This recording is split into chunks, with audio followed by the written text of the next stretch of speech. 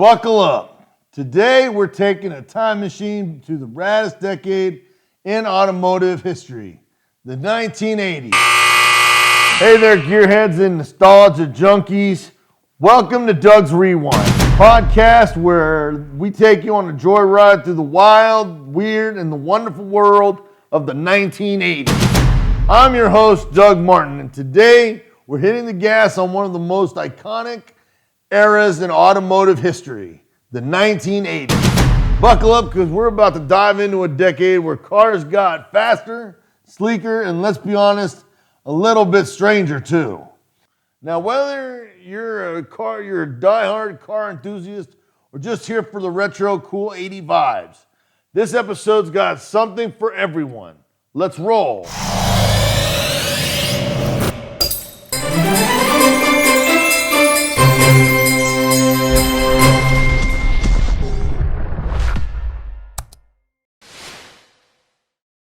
'80s.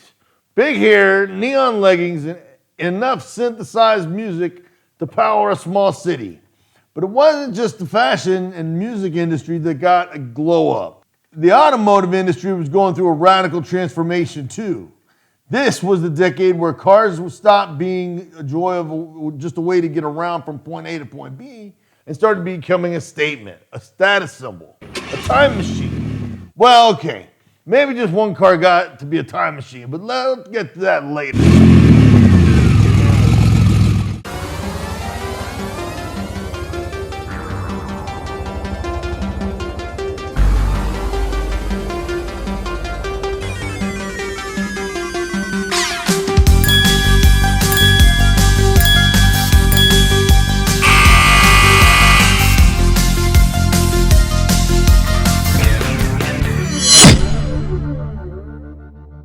And let's not forget the designs. The 80s were the golden age of boxy cars. Why? Because aerodynamics are still a mystery to some designers. But hey, who needs curves when you get sharp angles and pop-up headlights? Man, those were cool. It's like the car was thinking of you like, hey buddy, I want to race, you know? Now, let's talk about turbocharging. The 80s were obsessed with turbos. This was like the automotive equivalent of adding extra cheese to your pizza. More power, more fun, and sometimes more problems. Take the Porsche 911 Turbo, for example. That thing was a rocket on wheels, but turbos weren't just for the fancy sports cars. Oh no, even economy cars got the turbo treatment. The Dodge Omni GLH, that stood for goes like hell. Seriously, that was its actual name. And then there was the Buick Grand National, a black, menacing muscle car that could outrun anything on the road like Darth Vader's daily driver. Let's get a little nerdy for a second about the 80s, right?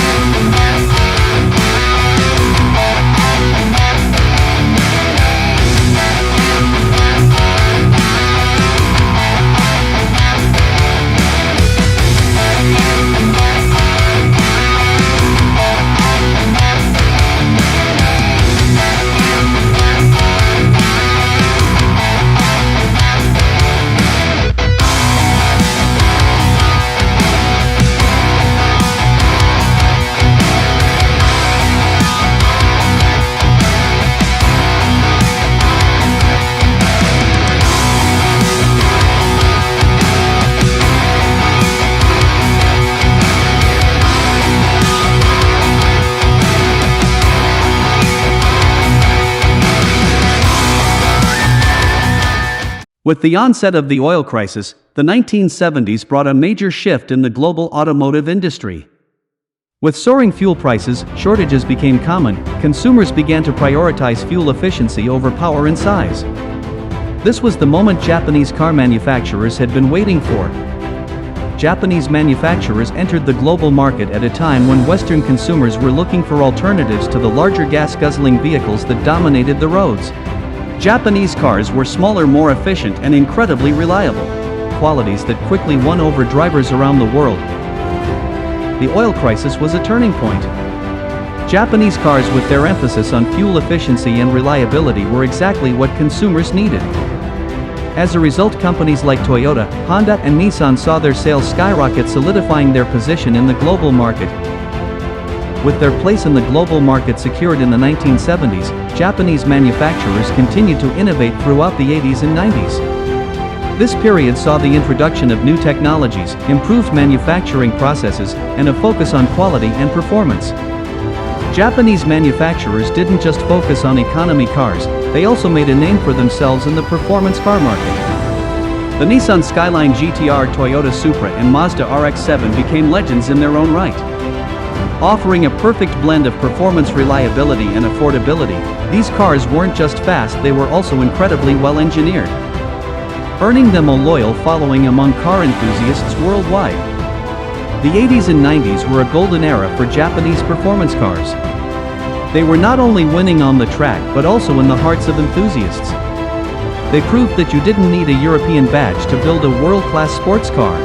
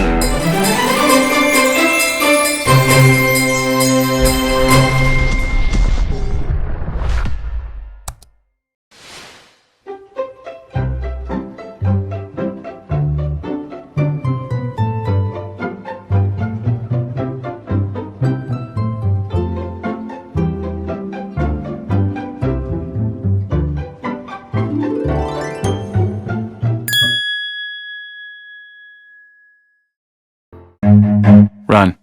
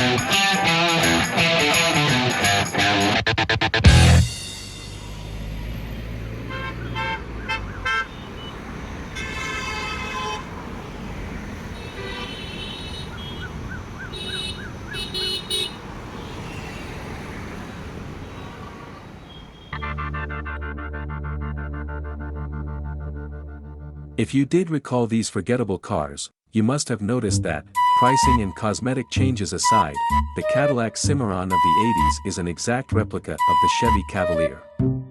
It's called badge engineering. Same car flipped to become another brand.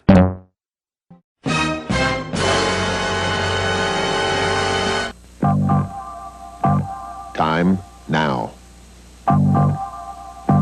Place, any road, USA. Action, creation of a new personal sport coupe, Ford EXP. The bringing together of you and a beautiful package of world-class technologies. An interior thoughtfully contoured for your driving pleasure, carefully instrumented to keep you informed. With handling and road command that come from front-wheel drive and four-wheel independent suspension. And EXP's a 2+, personal, practical, with room for 2+ your gear, room for 2+, a lot of room for a lot of living, with a shape so subtle it slices the wind. And built with Ford's commitment to quality. Tomorrow is here, the 1982 EXP from the world of Ford.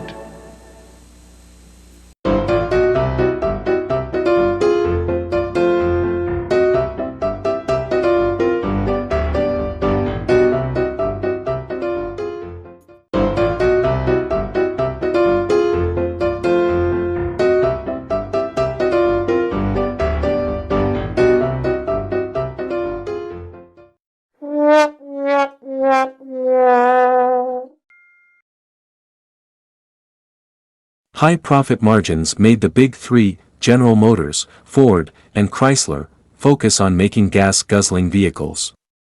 With fewer fuel-efficient models to offer consumers, sales of U.S. brands began to slide. As the big three faced criticism for their offered vehicle mix, consumers continued to support smaller, cheaper, more fuel-efficient imports from Japan and Europe.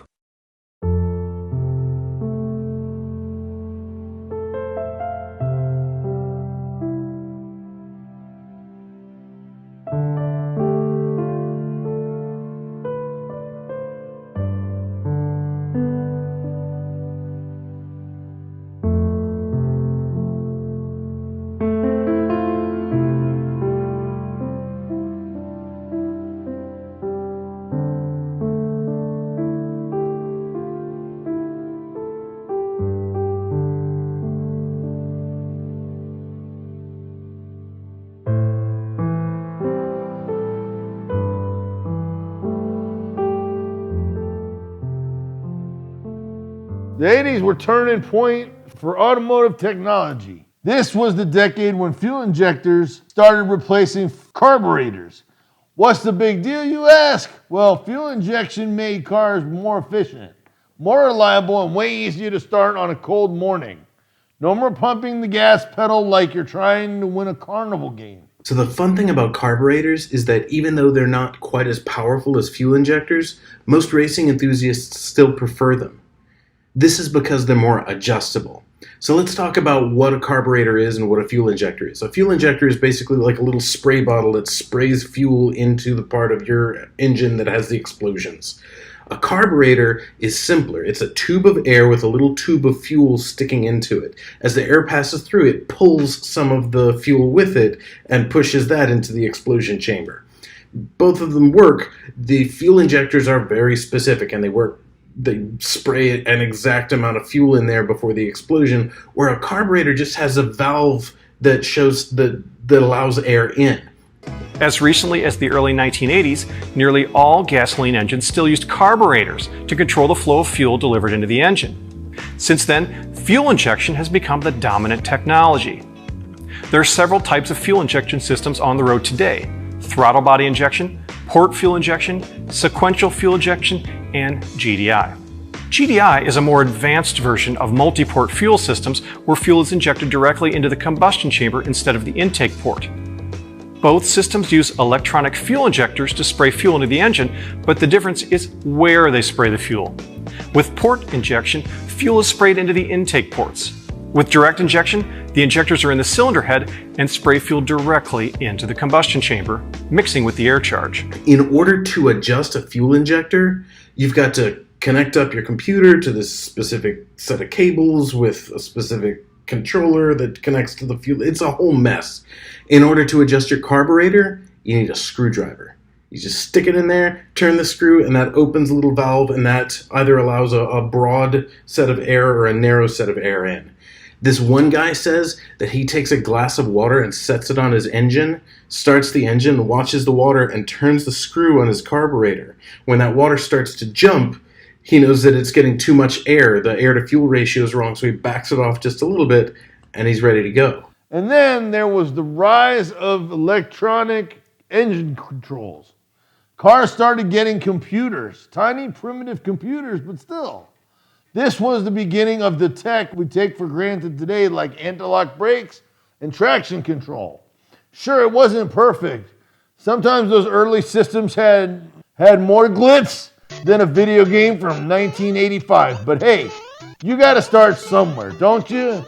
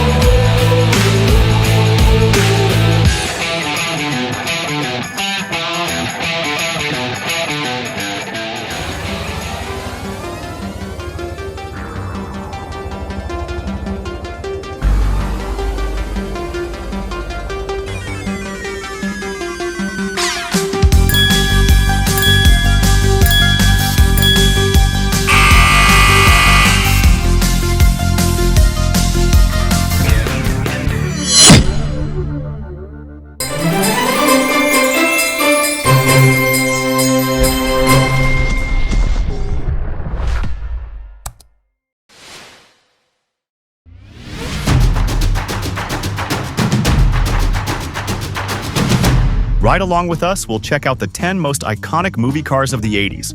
Starting with number 1, DeLorean DMC-12, Back to the Future. We all saw this coming on this list, didn't we? The DeLorean DMC-12 isn't just a car, it is a time machine.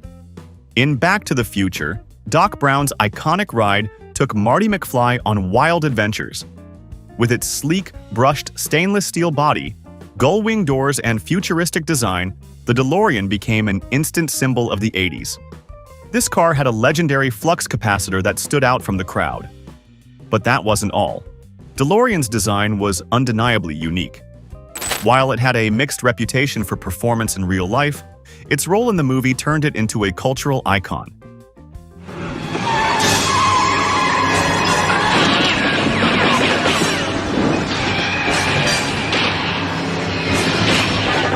This piece of art represented limitless possibilities.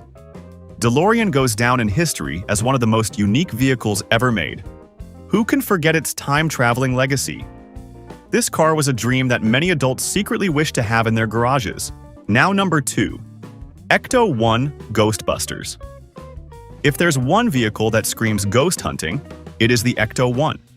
This modified 1959 Cadillac Miller Meteor ambulance hearse hybrid is synonymous with the Ghostbusters team. You don't need to be a fan of paranormal activity to fall in love with this machine.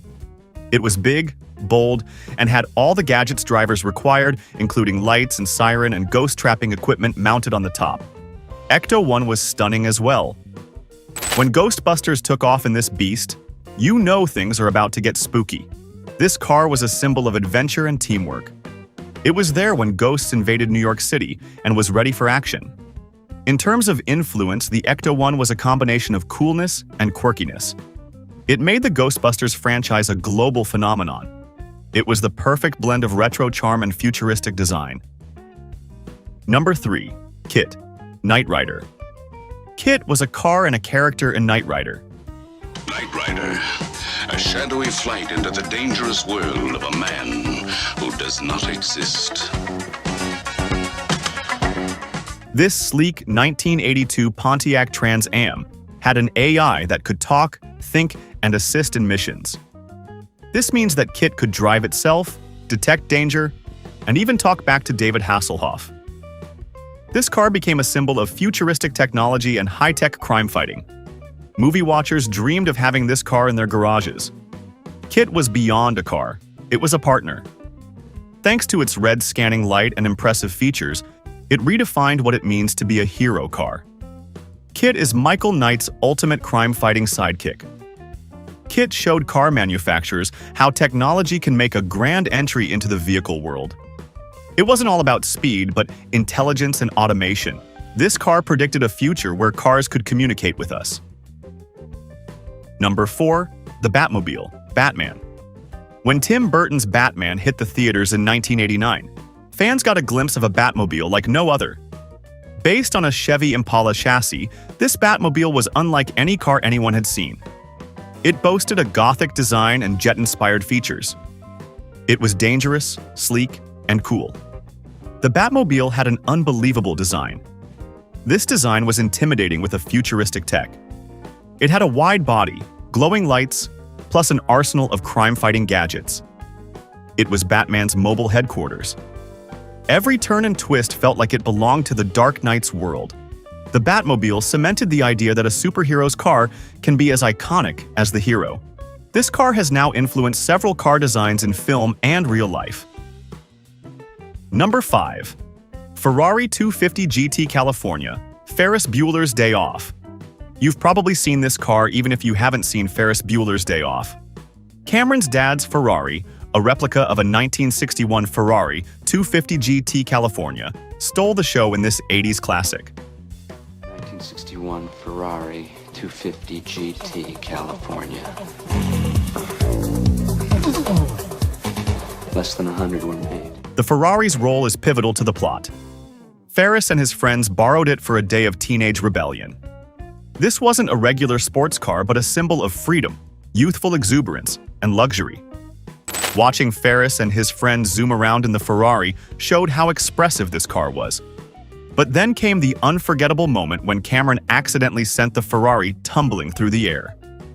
This scene cemented this car's place in 80s pop culture. The Ferrari 250 GT California helped define the 80s teen rebellion genre. It showed the importance of vehicles in shaping character identities. While the car was just a prop, it left footprints on the sands of time. Number 6. The Bluesmobile, the Blues Brothers. When you think of chaos, what movie comes to mind? In the 80s, the Blues Brothers was a symbol of chaos. At the center of this drama was the Bluesmobile, a 1974 Dodge Monaco. This isn't the most glamorous car on the list, but what it lacked in style, it made up for in personality. This old cop car was a legend, especially after one of the most insane police chases in movie history. The Bluesmobile was unforgettable, thanks to its muscle and charm. It was loud, fast, and built for action. Whether it was for evading police or making a grand entrance, this car was there for the wildest scenes. The Bluemobile proved that a vehicle could look like anything. However, it was the ride that mattered the most. Number 7. The Pursuit Special, Mad Max 2, The Road Warrior. In the desolate, post-apocalyptic world of Mad Max 2, The Road Warrior, one vehicle reigned supreme.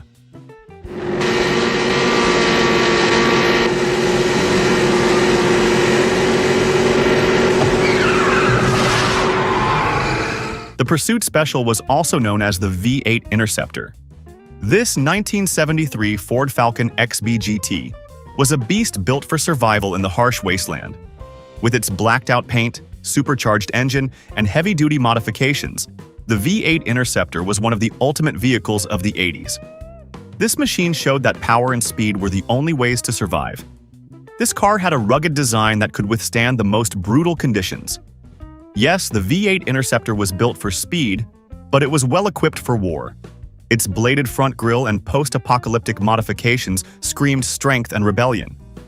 This car set the stage for many of the customized muscle cars we see today, and these cars appeared in films in the decades that followed. Number 8. The Wagon Queen Family Truckster, National Lampoon's Vacation. The Wagon Queen Family Truckster was not your typical family car. It was an over-the-top monster designed to be embarrassing and unforgettable. This custom 1979 Ford LTD County Squire was a family road trip disaster. This wagon has a hideous green paint job, a massive front grille, and wood paneling. This truckster is the last car you want to be caught in. Still, it was the right vehicle to carry Clark Griswold and his family on their dangerous journey across the country. Of course, this car had an outrageous design, but that was the tip of the iceberg. It played a unique role in highlighting the Griswold family's misadventures. The truckster became the ideal metaphor for the perfect American family vacation. It turned something as ordinary as a family station wagon into a legend. It showed that the most ridiculous car could make an unforgettable impact in a film. Number 9. Porsche 928 Risky Business. When Tom Cruise's character Joel took his dad's Porsche 928 for a high-speed joyride in risky business, it wasn't just about the car. It was about adventure and freedom. The Porsche 928 was stylish, sleek, and dreamy.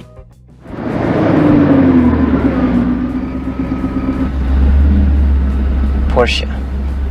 There is no substitute. It has a low-profile body and a powerful V8 engine. This luxury sports car symbolizes the thrill of living on the edge, like Joel's entire trip in the film. The Porsche 928 was the vehicle every youth wanted to own in the 80s. Imagine the joy of watching Joel rev the engine and take off in the night. For him, this was more than a means of transportation. It represents the bold and carefree spirit of the 80s. It popularized the idea that everyone needs a fast car to escape reality. This car came at a time when bold choices and risky behavior were popular. If you want to chase freedom at full speed, you know which car to buy. And number 10, Ford LTD Crown Victoria, RoboCop. In the futuristic dystopian Detroit of RoboCop, the Ford LTD Crown Victoria was no ordinary movie car. This boxy sedan was the ride of the decade, especially for the city's police force. While this vehicle might not seem like much at first, its role in the movie was critical. As RoboCop took to the streets to clean up the crime-ridden city, this car became the symbol of law and order. The Ford LTD Crown Victoria was tough and utilitarian. This car was a workhorse. It was dependable, functional, and ready for any challenge.